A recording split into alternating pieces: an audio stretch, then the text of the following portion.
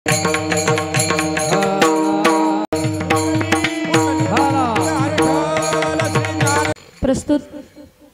कीर्तन रूपी सेवेकरता घेतलेला अभंग जगद्गुरु जगद्वंदनीय संत सम्राट महाराष्ट्राची भूषण वैराग्याची मूर्ती ज्ञानाचे प्रतिपादित असणारे देहूचे सुप्रसिद्ध संत जगद्गुरु तुकोबाराय यांचा 4 चरणाचा साधा सरळ सोपा इथे बसलेले माळकरी वारकरी टाळकरी सर्वांच्या परिचयातील भक्ताचा आणि संतांचं महत्त्व सांगणारा आजचा अभंग विठाला विठाला आणि आजचा विशेष दिवस म्हणजे सगळ्यांना माहिती आहे म्हणून सांगेल की आपण भाग्यवान मंडळी आहोत आणि खरं तर माझं भाग्य मी समजेल की आजच्या दिवसाला आपल्या या सुंदरशा गावामध्ये मला ही सुंदरशी सेवा लाभली। भगवंत जशी बुद्धी देईल तसं मी अभंगाचं या ठिकाणी चिंतन मांडण्याचा प्रयत्न करेल।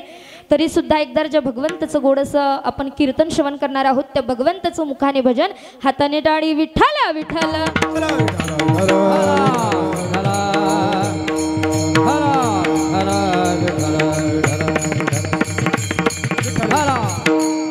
सुंदर पर्व काळ आपल्याला माहिती आहे आज होळीसारखा सुंदर असा सण आहे आणि सगळ्यांना माझ्याकडून होळीच्या खूप खूप शुभेच्छा। बघा मी सांगेल होळी आपण का साजरी करत असतो मी सुरुवातीलाच सांगेल नंतर वेळ भेटत नाही भेटत म्हणून आताच सांगते की होळी का साजरी केल्या जाते कारण प्रत्येक वाईट गोष्टींवरती मात होती महाराज आणि सत्याची विजय होत असते म्हणून आजच्या दिवसाला वाईट गोष्टीचा नाश करून सत्याची विजय होत असते म्हणून आपण आजच्या दिवशी हा सुंदर असा सण उत्सव साजरा करत असतो। त्या ठिकाणी आजच्याच दिवसाला मला असं वाटतं की हिरण्यकश्यपू सारख्या राक्षसाचा वध भगवंताने केला होता नरसिंह अवतारामध्ये म्हणूनही आणि होलिकेचं तर तुम्हाला चरित्र कथा माहितीच आहे पण लक्षात घ्या जीवनामध्ये वाईटांची संगत या होळीच्या माध्यमातून काय करायचं आहे इडा पिळा टळू दे आणि सज्जनाची संगत जीवनात घडू दे असं भगवंताला मागायचं त्या होलिका मातेला मागायचं लक्षात घ्या कारण जीवनामध्ये संगत फार महत्त्वाची असते माणसाला चांगली संगत लवकर करू वाटत नाही पण वाईट संगत करायला कुठं जावं लागत नाही वाईट गोष्टी शिकायला आता शिव्या ज्या काही देतात जे लोक काही शिव्या देतात नको नको ते घाणेरडं बोलतात त्या लोकांना शिव्या शिकण्याकरता ट्युशन वगैरे लावावं लागतं का नाही त्यांना ते आपोआप येऊन जातं कारण संगत गुणचा असर असतो म्हणून एकीकडे म्हटलेलं सुद्धा आहे जशी करावी संगत तशी बदलती रंगत जसं खावं जसं प्यावं पाणी तशी होती वाणी जसं खावं अन्न तसं होते मन अन्न जसं आपण अन्न भक्षण करतो तसं आपलं मन बदलत असते पाणी पिलं तसं वाणी बदलत असते आणि संगत जर बदलली तर अख्खं जीवन बदलत असते म्हणून संगत चांगल्यांची केली पाहिजे। आज ज्यांचा अभंग निवडलेला आहे असे जगद्गुरु तुकोबाराय मी यांचा अगदी थोडासा परिचय तुम्हाला देऊन जाईल सांगून जाईल की माझे जगद्गुरु तुकोबाराय काय होते। सदेह वैकुंठाला गेलेले माझे जगद्गुरु तुकोबाराय सामान्य संत नव्हते आज ही संतांची भूमी आहे आपण भाग्यवान आहोत की आपण या भारत देशामध्ये जन्माला आलोत नवे या भारत देशामध्ये महाराष्ट्रामध्ये जन्मालेला आहोत आणि या महाराष्ट्रामध्ये अनेक जाती धर्मामध्ये अनेक साधू संत जन्माला आले तर ज्यांच्या माध्यमातून आपल्याला बरंच काही शिकायला मिळतं पण लक्षात घ्या आपण संतांचं जे शास्त्र आपल्यापर्यंत पोहोचलेलं आहे ते आपण काही गोष्टींचं पालन करतो काही गोष्टींचं करत नाही म्हणून शास्त्र वेद पुराण उपनिषद ह्या गोष्टी सगळ्या आपल्या करता आहे आणि आपण त्या जाणून घेतल्या पाहिजे म्हणून एकीकडे साधू संतांनी सुद्धा सांगितलंय की जे शास्त्र मानत नाहीत जे उपनिषद मानत नाहीत ज्यांना परमार्थ आवडत नाही अशा लोकांच्या सावलीतही राहायचं नाही विठ्ठला विठ्ठला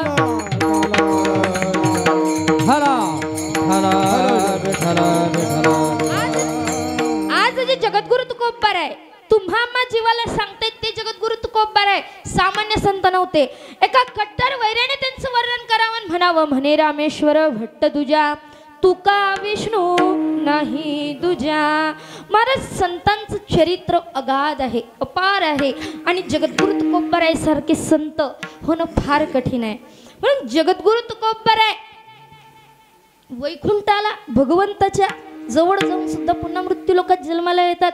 अधिकार सामान्य असेल का? अनु रेणू थोकडा आणि तुका आकाश एवढा किंवा गगनाहुनी वाढ नाम आहे. असे जे तुकोबर आहेत त्या तुकोबर यांचं वर्णन कट्टर वैरेनी करावं महाराज. बरेचदा होतं काय होतं की आपल्यातीलच काही लोक आपलीच लोक असतात की त्यांना आपलं वर्चस्व सहन होत नाही, बघवत नाही. एखादा गरीब व्यक्ती जर गरिबीतून हळूहळू मोठा होऊ लागला तर काही काही आपल्यातलेच खेचण्याचा प्रयत्न करत असतात, त्यांना त्यांचा आनंद वर्चस्व सहन होत नाही.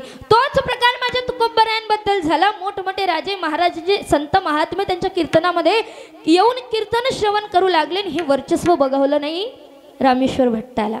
विनाकारणच वैरत्व निर्माण केलं, शत्रुत्व निर्माण केलं. पण शेवटी लक्षात आलं की जगद्गुरु तुकोबरायांचा सामान्य अधिकार नाही, देवतेची संत संततेची देव निमित्त त्या प्रतिमा. पण देव आणि संत फारसा भेद नाही आहे असे ते जगद्गुरु तुकोबर आहे.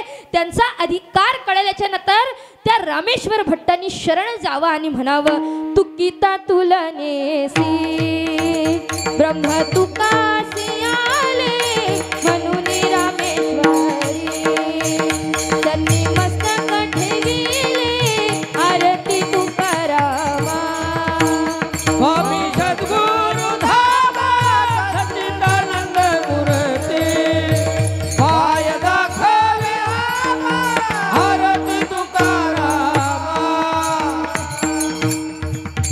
आरती तुकारामा स्वामी सद्गुरु धामा सच्चिदानंद मूर्ती पाय दाखवी आम्हा. असा ज्यांचा अधिकार आहे तो लक्षात आल्याच्या नंतर शरणागती केली महाराज रामेश्वर भट्टाने. म्हणून सांगेल की संतांचा अधिकार सामान्य नाहीये.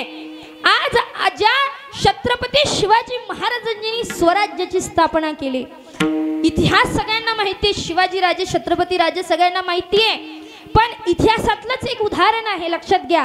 मला सांगायचं काय की माझ्या राजांचा अधिकार बघा एका कट्टर वैर्याने वर्णन करत असताना म्हणावं काय म्हणावं. इतिहास इथपर्यंत सगळ्यांना माहिती आहे की राजांनी छत्रपती शिवाजी महाराजांनी शाहिस्ती खानाची बोटं कापले होते, बरोबर ना? माहिती आहे ना? कुणा कुणाला माहिती आहे हातवरती करा. सगळ्यांना माहिती आहे ना? शिवाजी महाराजांनी शाहिस्ती खानाची बोटं कापलेली असताना अंतःकरणामध्ये किती राग, किती द्वेष, किती क्रोधची भावना असा असताना जवळच आपली एक चुलत बहीण धावत पळत यावं आणि म्हणावं भैया भैया वो शुभा है ना शुभा, वो मेरी लड़की को उठा के ले गया. आता असं आपल्या बहिणीच्या मुखातून ऐकल्याच्या नंतर आधीच बोटं कापलेली होती महाराज. असं ऐकल्याच्या नंतर ते शाहिस्ते खानाने काय उत्तर द्यावं अगदी ऐकण्यासारखं आहे बघा. लक्षपूर्वक ऐका. मला सांगायचं काय माझ्या राजांचा अधिकार. त्या शाहिस्ते खानाने आपल्या बहिणीला सांगत असताना म्हणावं बहिना बहिना वो शुभा है ना शुभा, वो किसी दुश्मन को मार सकता है. वो शुभा है ना शुभा, वो किसी की गर्दन काट सकता है. बहिना वो शुभा है ना शुभा, किसी की उंगलियां काट सकता है. लेकिन बहना वो शुभा है ना शुभा, किसी औरत बेटी पर कभी हाथ नहीं डाल सकता, कभी हाथ नहीं डाल सकता. एका कट्टर वैर्याने केलेलं वर्णन आहे. म्हणून सांगेल की माझा राजा जो आहे ना तो फार शैरवान आहे, तो वीर आहे. का का आपण आजही विचार करत असताना विचार करतो माझ्या राजांचा, कारण जगणं तसं होतं महाराज. थोडंसं जीवन जगलेत, फार लय मोठं जीवन नाही जगलेत, पण थोड्याशा कमी दिवसामध्ये इतकं उत्कृष्ट इतकं सुंदर जीवन जगलेत की आज जरी ज्यांचं मंदिर दिसत नसलं तरी प्रत्येकाच्या अंतःकरणामध्ये प्रत्येकाच्या हृदयामध्ये ते आहेत. म्हणून छत्रपती शिवाजी महाराजांचा विचार करत असताना एक गोष्ट अनुभवायची आहे महाराज. लक्षपूर्वक विचार केला ना तर माझ्या राजांचा इतिहासामध्येही वर्णन आलेलं आहे आणि आपण सुद्धा ऐकलेलं आहे की राजांचं चरित्र काय होतं, काय जगणं होतं, काय आचरण होतं. माझे राजे असे होते की प्रत्येक स्त्रीला आई बहिणीच्याच दृष्टीने बघत होते. आणि आजकालची बरीच तरुण मंडळी वाईट संगतीने बिघडलेली आहेत. म्हणून त्यांना कुणाला कसं पाहावं, कसं बोलावं, कुणाची कशी रिस्पेक्ट करावी हे काही गोष्टी कळत नाही. पण राजा असा एकमेव राजा होता की अर्धरात्री एक तरुण स्त्री आपल्या राजमहलामध्ये यावं आणि त्या ठिकाणी आल्याच्या नंतर माझ्या छत्रपती शिवाजी महाराजांनी म्हणावा, या या आई साहेब या, तुमचं स्वागत आहे, बसा, असं म्हणणारा तो एकमेव राजा शिवछत्रपती शिवाजी महाराज होता. म्हणून एकीकडे एका सुंदर ठिकाणी वर्णन सुद्धा केलेलं आहे. काड्या राती तळपत होत तिच्या रूपाचं उन्हा, काड्या राती तळपत होत तिच्या रूपाचं उन्हा, अशीच देखणी होती, अशीच देखणी होती एका मुसलमानाची सुन. त्या तरुणीला आई म्हणाला, हो त्या तरुणीला आई म्हणाला, राजा तो शिलवान, हो राजा तो शिलवान. म्हणून आनंदाने, म्हणून आनंदाने नाचत होते हिंदू मुसलमान, आनंदाने नाचत होते हिंदू मुसलमान, आनंदाने नाचत होते हिंदू मुसलमान, आनंदाने नाचत होते हिंदू मुसलमान, हिंदू मुसलमान, हिंदू मुसलमान, हिंदू मुसलमान. हिंदू मुसलमान. माझ्या जिजाऊची पुण्याई कशी आली हो पळाला, माझ्या जिजाऊची पुण्याई कशी आली हो पळाला. तो बापाचा, तो बापाचा, तो बापाचा बाप, वाघ शिवबा जन्मला. तो बापाचा बाप, वाघ शिवबा जन्मला. तो बापाचा बाप, वाघ शिवबा जन्मला. होती माझी जाऊची शपथ घेतली स्वराजाची, होती माझी जाऊची शपथ घेतली स्वराजाची. कल्याणाची शिकवण जगद्गुरु तुकोबाची, जनकल्याणाची शिकवण जगद्गुरु तुकोबाची, जनकल्याणाची शिकवण जगद्गुरु तुकोबाची. जनकल्याणाची शिकवण जगद्गुरु तुकोबाची. तोरण बांधिले स्वराजाचे त्या तोरणा गडाला, तोरण बांधिले स्वराजाचे त्या तोरणा गडाला. छत्रपती शिवाजी महाराज की, धर्मवीर संभाजी महाराज की. तो बापाचा, तो बापाचा बाप, वाघ शिवबा जन्मला. तो बापाचा बाप, वाघ शिवबा जन्मला. तो बापाचा बाप, वाघ शिवबा जन्मला. तो बापाचा बाप, वाघ शिवबा जन्मला.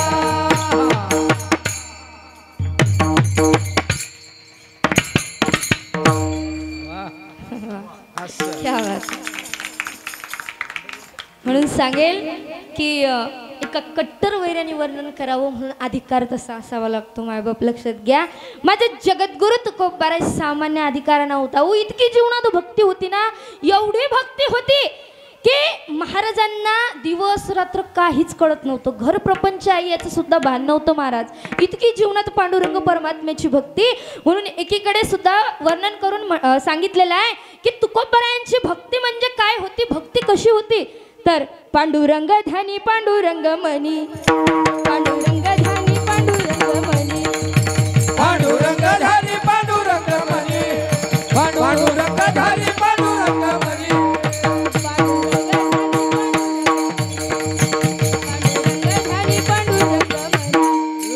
पांडुरंग धारी पांडुरंग मनी, पांडुरंग धारी पांडुरंग मनी. जागृती सोबणे पांडुरंग, पांडुरंग, पांडुरंग. जागृती सोबणे पांडुरंग, पांडुरंग, पांडुरंग. पांडुरंग ध्यानी पांडुरंग मनी, पांडुरंग ध्यानी पांडुरंग मनी. हे पांडुरंग धारी पांडुरंग मनी, पांडुरंग धारी पांडुरंग मनी.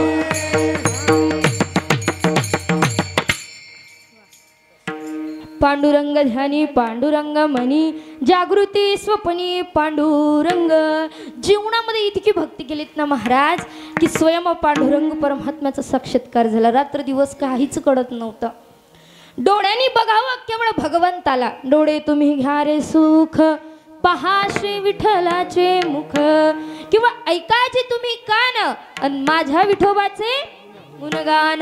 कारण ही सुंदर अशी इंद्रिय मायबाप तुम्हा आम्हा जीवाला दिलेली आहेत भगवंताचं चिंतन, भगवंताचं भजन करण्याकरता. हात दिलेले आहे सत्कर्मामध्ये, दान धर्म करण्याकरता, भजनामध्ये टाळी वाजवण्याकरता. मुख दिलेलं आहे भगवंताचं गोड असं नाम घेण्याकरता. कान दिलेले आहेत कथा कीर्तन सत्संग ऐकण्याकरता. पाय दिलेले आहेत वर्षातून एकदा का हो पंढरीची माझ्या पांडुरंग परमात्म्याची वारी करण्याकरता. म्हणून सुंदर असा हा नरदेह तुम्हा आम्हा जीवाला प्राप्त झालेला आहे, पण तो प्राप्त झाला पण अजून कळालेला नाही. संत महात्म्य म्हणतात हा देह तुम्हा आम्हा जीवाला मिळालेला आहे, पण कशा करता? खाया पिया सुख से सोया बस, खाओ पिओ ऐश करो बस, एवढ्या करता देह आहे का? नाही महाराज. देवी दिला देह भजन गोमाता, गोया झाला फाटा बाधिकेचा, गोया झाला फाटा बाधिके.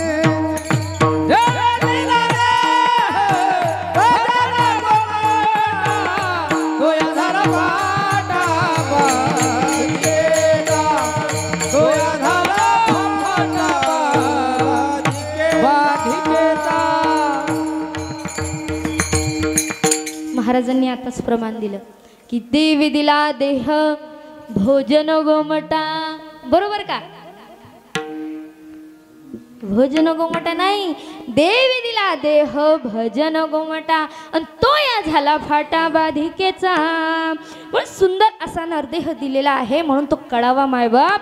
लक्षात घ्या, इथं बसण्याला अधिकार केवळ मनुष्याचा आहे.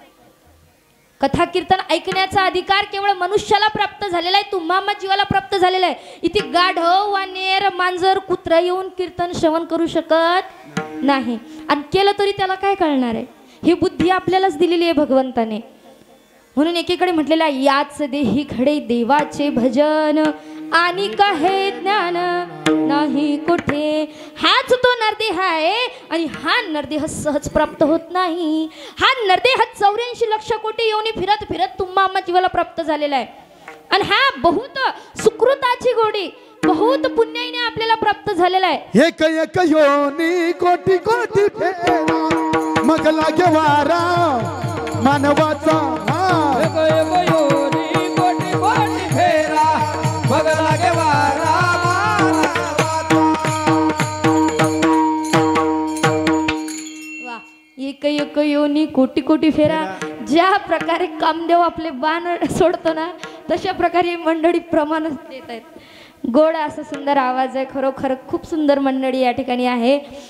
मी सांगत काय होते की आपल्याला हा जो सुंदर नरदेह मिळालेला आहे ना, 3.5 हाताचा, हा नरदेह याच्याकरता मिळालेला आहे की भगवंताचं भजन करण्याकरता, भगवंताची भक्ती करण्याकरता.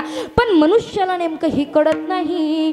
आपण जन्माला येतो, जन्माला आल्याच्या नंतर नको नको ती कर्म करतो, जे करायला पाहिजे ते करत नाही. शेवटी यमाचा पुकारा झाला की जावं लागतं. पण लक्षात घ्या, नाथ महाराज म्हणतात ह्या गोष्टी जर तुम्हाला आता कळत नसतील तर मग हे जरी नाही कळालं तरी दुसरा येईल. हे जरी हे जरी नाही कळालं तरी दुसरा येईल. हे जरी नाही कळालं सरती शेवटी बा काढून नेईल. सरती शेवटी बा बांधून नेईल. सरळ शेवटी बा हळ बांधून नेईल. सरळ शेवटी बा एका जनाखनी आमचं काय बघायला.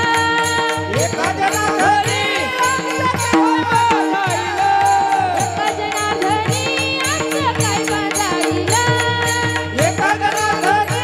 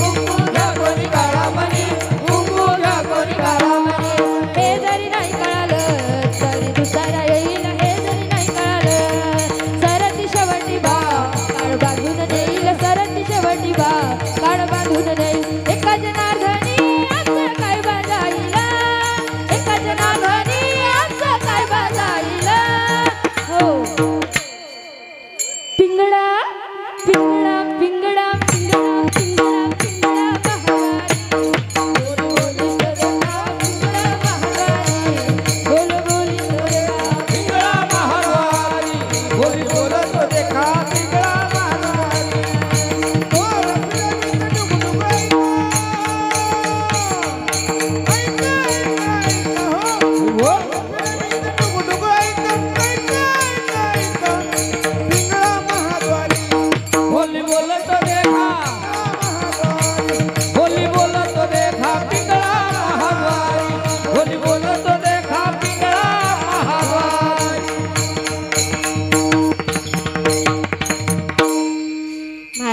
हा आनंद कुठंच नाही यांच्या सगळ्यासाठी एकदा जोरदार टाळ्या होऊ द्या तुम्ही कुठेही जा पण हा आनंद कुठंच मिळणार नाही नाचू कीर्तनाचे रंगी ज्ञानदीप लावू जगी संसारात नाचणारी भरपूर आहेत कोणी सावकारासमोर नाचल कोणी पत्नी समोर नाचते कोणी मुलासमोर नाचते काही करावी ती मुलाची माकडे नाचत ती पुढी संसाराच्या काय करावी ती मुलाची माकडे नाचत ती पुढी संसाराच्या काय करावी ती मुलाची माकडे नाचता ती पुढी संसाराच्या काय करावी ती मुलाची माकडे नाचता ती पुढी संसाराच्या काय करावी ती मुलाची माकडे नाचता ती पुढी संसाराच्या पण परमार्थामध्ये नाचणारा तो आनंद वेगळा असतो महाराज म्हणून परमार्थामध्ये नाचलं पाहिजे आनंद घेतला पाहिजे मायबाप लक्षात घ्या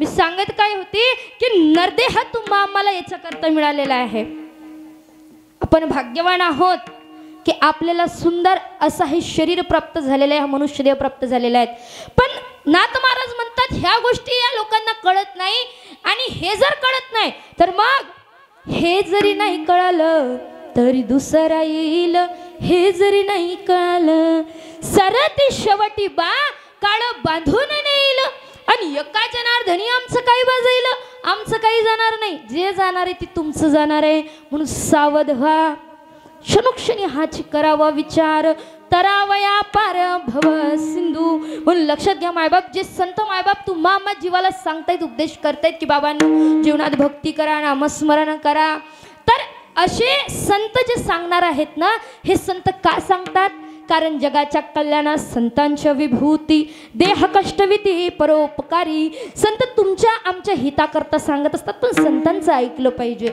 आणि जो ऐकतो ना त्याचं कल्याण होतं महाराज म्हणून संतांचे शब्द पाळत चला संतांचं वचन आपल्याकडून भंग होणार नाही या गोष्टीकडे लक्ष द्या म्हणून असे जे संत मायबाप सांगतात ते संत मायबाप भक्ताचं लक्षण सांगत असताना अभंगाच्या प्रथम चरणात सांगतात की भक्त कसा असावा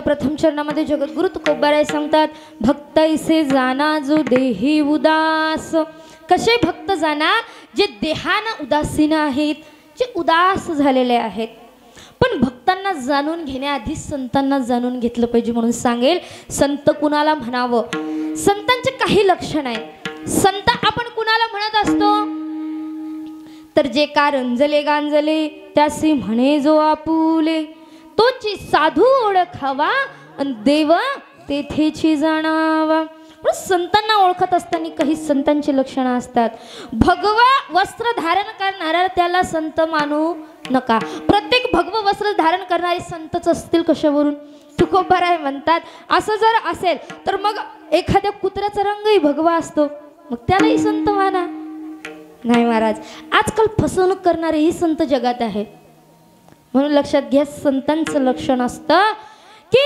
ज्याच्या संगतीमध्ये राहिल्याच्या नंतर स्वर्गाची प्राप्ती होते सर्व सुखाची प्राप्ती होते असे एकमेव संत असतात मी सुरुवातीला सुद्धा सांगितलं की सज्जनाची संगत जीवनामध्ये फार गरजेची आहे म्हणून संगत करत असताना संतांची सज्जनाची संगत करावी का कारण संतांच्या संगतीत राहिल्याने सज्जनाच्या संगतीने राहिल्याने काय प्राप्त होतं आणि दुर्जनाच्या संगतीने काय प्राप्त होतं सांगेल पण त्याआधी भजन करा विठ्ठला विठ्ठल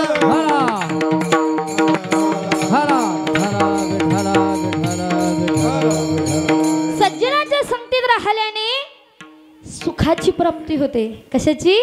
सुखाची. ज्या सुखासाठी आपण रात्रंदिवस तळमळ करतो, सुख प्राप्त व्हावं, त्या सुखाचीच नाही तर सर्व सुखाची प्राप्ती होते. पण दुर्जनाच्या संगतीत राहिलं तर दुःखाची प्राप्ती होते. दुःखाचीच नाही तर संतन के संग लाग रे तेरी अच्छी बनेगी. संतन के संग लाग रे तेरी अच्छी बनेगी. तेरी बिगड़ी बनेगी. अच्छी बनेगी तेरी बिगड़ी बनेगी. अच्छी बनेगी तेरी बिगड़ी बनेगी. अच्छी बनेगी तेरी बिगड़ी बनेगी. संतन के संग लाग रे तेरी अच्छी बनेगी. संतन के संग लाग रे तेरी अच्छी बनेगी. संतन के संग लाग रे तेरी अच्छी बनेगी. संतन के संग लाग रे तेरी अच्छी बनेगी. संतन के संग लाग रे तेरी अच्छी बनेगी. नुसतं अच्छीच बनणार नाही तर बिगडी बनेगी, तेरी बिगडी बनेगी. म्हणून संतन के संग लाग रे, संतांची संगत जीवनामध्ये करावी. कारण हरिपाठात सुद्धा म्हटलेलं आहे की संतांची संगती मनोमार्गगती आणि आकडावा श्रीपती. संतांची संगत जीवनामध्ये करायला पाहिजे मायबाप, लक्षात घ्या. आणि त्याच संतांचं जर चरित्र आपल्याला माहिती असेल किंवा त्या संतांचं जर वर्णन आपण ऐकत असू तर जगद्गुरु तुकोबराय असे एकमेव संत आहेत की ज्या संतांची भक्ती आणि तो अधिकार असा होता की पांडुरंग परमात्म्यापर्यंत पोहोचावं आणि देवाला विचारावं. अधिकार बघा, अधिकार काय होता. जगद्गुरु तुकोबरायांनी भगवंताला विचारावं, देवा कसं चाललंय, बरं आहे का, सगळं ठीकठाक आहे का. तेव्हा देवानी म्हणावं, देव तुकोबराय आमचं सगळं सुरळीतपणे चाललंय, सगळं चांगलं चाललंय. त्यावेळेस तुकोबरायांनी देवाला हसूनच म्हणावं, देवा अरे खोटा बोलू नकोस, तुझं जर सगळं व्यवस्थित असतं तर 28 युग झाले तुझ्यापासून लांब असलेल्या माझ्या रुक्मिणी माता तुझ्या जवळ आल्या असत्या ना, कशाला खोटं बोलतोस. हा अधिकार तुकोबरायांचा आहे. पण भगवंताने तुकोबरायांना म्हणा, तुकोबराय ओ आमचं जाऊ द्या पण तुमचं सांगा कसं आहे. जगद्गुरु तुकोबरायांनी म्हणावं, देवा हो आमचं सगळं व्यवस्थित आहे, आम्ही आनंदात आहोत, समाधानी आहोत. पण या जगाच्या कल्याणाकरता एक गोष्ट माझ्या मनामध्ये खटत आहे. देवा अरे या लोकांपर्यंत तुला पोहोचावं, या लोकांना तुझी भक्ती कळावी, याकरता देवा एक इच्छा आहे रे. भगवंतानी म्हणावं, तुकोबराय हो सांगा ना. त्यावेळेस तुकोबरायांनी एक पाठी समोर ठेवावी आणि देवाला विनंती करावी, देवा त्या विटेवरच्या मालकाला, त्या पांडुरंग परमात्म्याला, या विश्वाच्या चालक मालक त्या परमात्म्याला म्हणावं, देवा तू या पाठीवरती येऊन बस. आणि भगवंतानी तुकोबरायांचं संतांचं ऐकलं मायबाप, लक्षात घ्या. आणि तुकोबराय तिथे आले. ती पाठी त्या ठिकाणी भगवंत पाठीवरती उभे राहिले. ती पाठी उचलली, डोक्यावरती ठेवली आणि आता गावोगावी ती पाठी घेऊन माझे तुकोबराय घरोघरी फिरू लागले. देव घ्या कोणी, देव घ्या कोणी, देव घ्या कोणी. पण तरी सुद्धा लोकांनी देवाचा स्वीकार केला नाही. आणि लोकांनी म्हणावं तुकोबरायांना, देव न लगे, देव न लगे, देव न लगे, देव न लगे. महाराज एकदा ज्याला देव कळाला ना त्याला कशाचीच अपेक्षा राहत नाही. आज आपण प्रत्येक जीव भगवंताकडे काही ना काही मागत असतो, पण अरे जो भगवंत स्वरूपाला प्राप्त झाला त्याला कशाची अपेक्षा राहत नाही. महाराज लाली तेरी लाल की जित देखो तो लाल और जो देखी लाल को मैं हो गई लालमला. देवाला प्राप्त करायला गेलं की देव स्वरूप आपण होत असतो. म्हणून लक्षात घ्या, ते जगद्गुरु तुकोबराय अधिकारांना भगवंताला विचारत होते, लोकांच्या कल्याणाकरता विचार केला, पण लोकांनी स्वीकारलं नाही. महाराज नाही म्हटलं.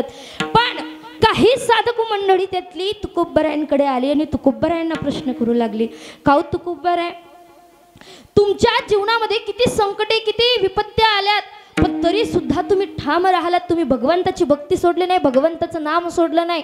आणि आम्ही एवढी भगवंताची भक्ती करतो कशा करता की आमच्या जीवनामध्ये समाधान यावं, पण आम्हाला समाधान मिळत नाही हो. पण तुम्हाला निरंतर समाधान कशामुळं?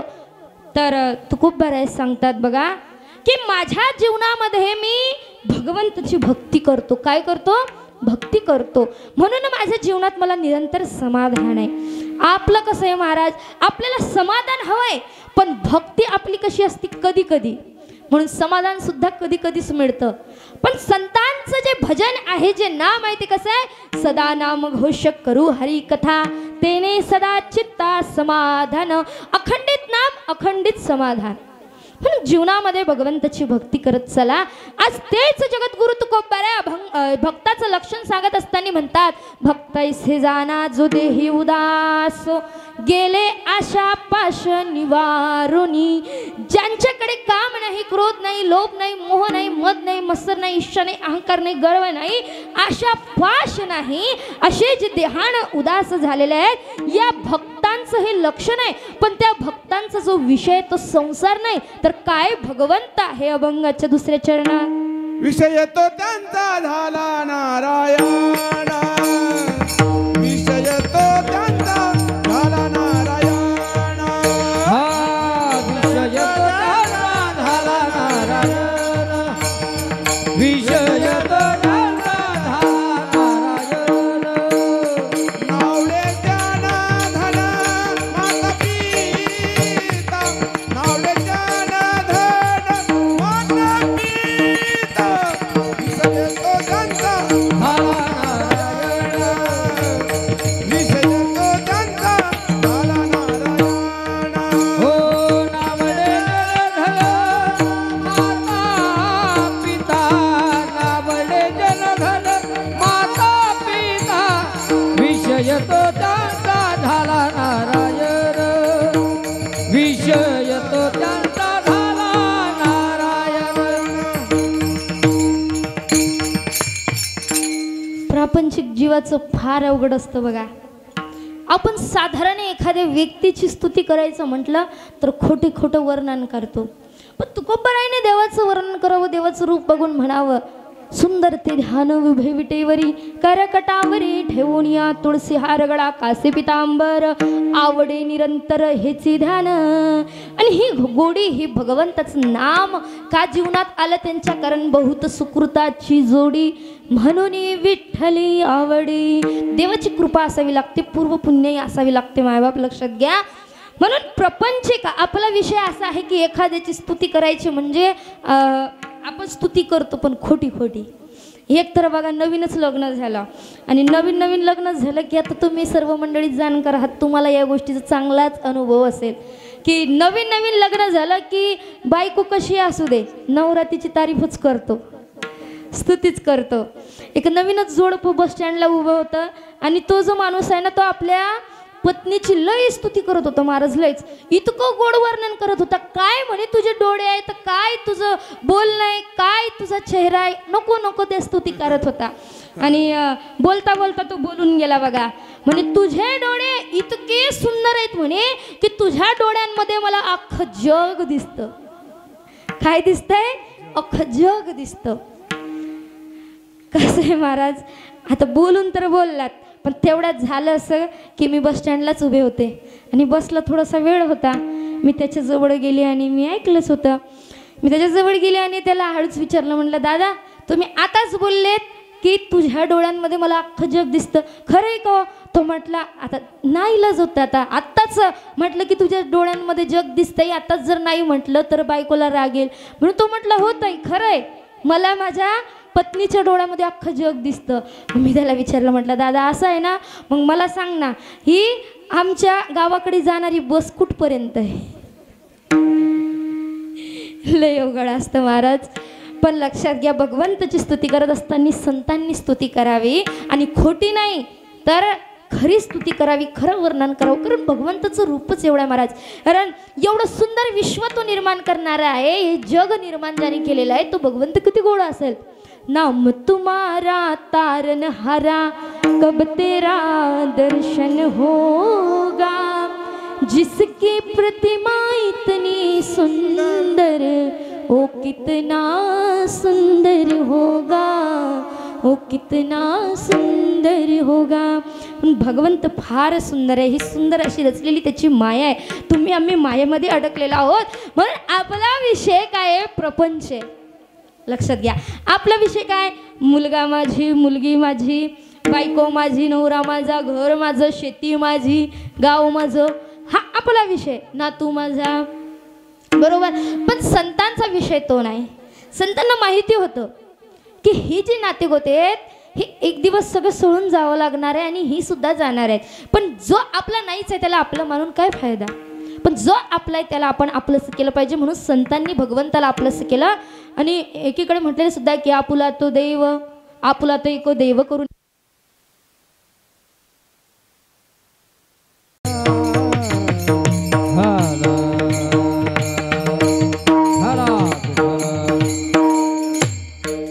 म्हणून त्या भगवंताला आपलंसं करून घेतलं पाहिजे. आपला विषय पैसा आहे. प्रपंचात राहिल्याच्या नंतर महाराज लोकांना पैशाबद्दल फार प्रेम आहे. बरोबर ना. धनासाठी पैशासाठी लोक दिवस रात्र तळमळ करतात, कष्ट करतात. का? कारण आम्ही श्रीमंत व्हावं, आमच्याकडे पैसा यावा, धनदौलत यावं. पण लक्षात घ्या पैसा सगळं काही नसतो. माणसामध्ये माणुसकी हे असावे. जीवनामध्ये आपण किती जीवन जगलो याला महत्व नाही, कसं जीवन जगलो याला महत्व आहे. विठाला विठाला.